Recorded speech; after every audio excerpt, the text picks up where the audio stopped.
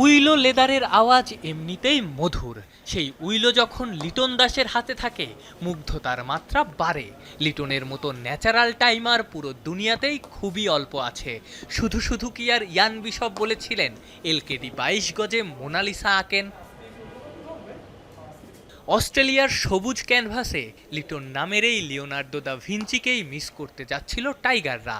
মাংসপেশির চোটে অস্ট্রেলিয়া সিরিজের প্রথম টেস্ট থেকে ছিটকে গিয়েছিলেন লিটন। শঙ্কা ছিল দ্বিতীয় টেস্টে খেলা নিয়েও। দর্শকদের জন্য সুখবর, চোট থেকে দ্রুত সেরে ওঠায় অস্ট্রেলিয়া সিরিজের পুরোটা সময়ই দেখা যাবে লিটন শো। শনিবার মিরপুর শেরেবাংলা স্টেডিয়ামে ব্যাটিং করেছেন লিটন। শুরুতে খেলেছেন বোলিং মেশিনে, ব্যবহার করেছেন গ্রানাইটের স্ল্যাব, পরে নেট করেছেন, বোলারদের বল খেলেছেন। এর আগে দিনের শুরুতে ফিটনেসের কাজ করেছেন।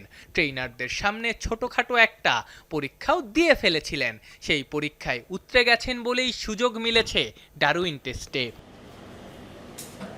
জুনের প্রথম সপ্তাহে ঘরের মাঠে অস্ট্রেলিয়ার বিপক্ষে ওয়ানডেতে ইনজুরিতে পড়া লিটন মিস করেছিলেন টি-20 সিরিজ, ছিলেন না জিম্বাবুয়ে সিরিজ আর এলপিএলে। ধোঁয়াশা তৈরি হয় তার ইনজুরি নিয়েই। প্রধান নির্বাচক বলেছিলেন দেশে করা স্ক্যানে কোনো কিছু না পেলেও ধরা পড়ে বিদেশে। বিসিবির মেডিকেল বিভাগের চেয়ারম্যানের আবার উল্টো দাবি, দেশেই নাকি লিটনের গ্রেড 1 টিআর ধরা পড়েছিল। সামাও লিটনের ব্যথাটা যাচ্ছিল না। সো আবার যখন এখানে আমাদের করেছে তখনও কিছু আসেনি। এখানে কিন্তু বারবার স্ক্যানে পরবর্তী কিছু ধরা পড়েনি। সো পরে যে স্ক্যানটা সিঙ্গাপুরে হয়েছে সেটাতে আসলে সোয়েলিং ধরা পড়েছে, টিয়ার নেই। এটাকে একটু ক্লারিফাই করবে? এটা সামান্য, হ্যাঁ ধরা পড়ছিল, এটা তেমন কিছু না, গ্রেড 1, এটা কোনো তেমন কোনো বড় কিছু না, তাই ওখানেও তাই হয়েছে, এর বাইরে কিছু না। রিপোর্টগুলো এটা ঠিক না।